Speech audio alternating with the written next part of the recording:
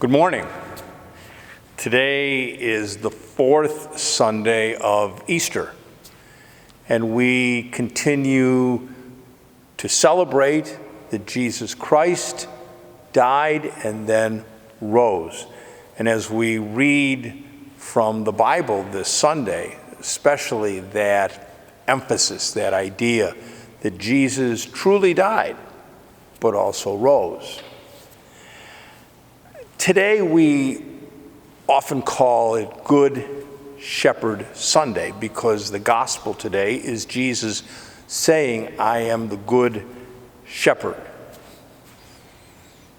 But I noticed reading the gospel today, in this short gospel, 4 times Jesus talks about giving up his life. I started to think about that. It's true, Jesus gave up his life on the cross to take away our sins, to give us new life. But I started to think about my own life and the people in my life who gave up their lives for me. Especially I think about my father and mother. Both of them are gone now over 12 years.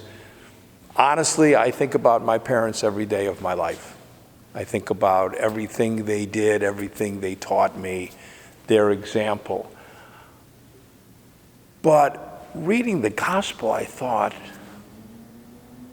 yes, really, my parents gave up, sacrificed their lives for their children. In my family, there were 8 children, but most of us, that is our experience, right? Our parents do so many things without thinking about themselves, instead thinking about their children, and giving up so many things to show their love. And that is what I think about more and more as I get older. Who in my life gave up so much for me? My parents, many of my uncles and aunts, but also I look back, I think about some teachers I had in school. I think about several priests when I was growing up who really taught me about sacrifice. I think about coaches. I think about people I worked with many years. For me, working in the deaf community, I often think of how many people deaf were patient with me when I began working with the deaf. How many deaf people really sacrificed their time and their enthusiasm and their love and their forgiveness and their patience to help me in my work.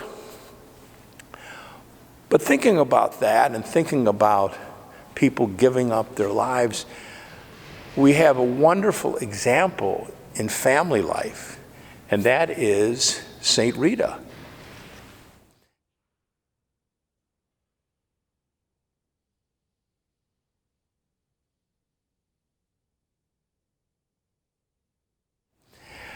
St. Rita certainly did not have a beautiful family life.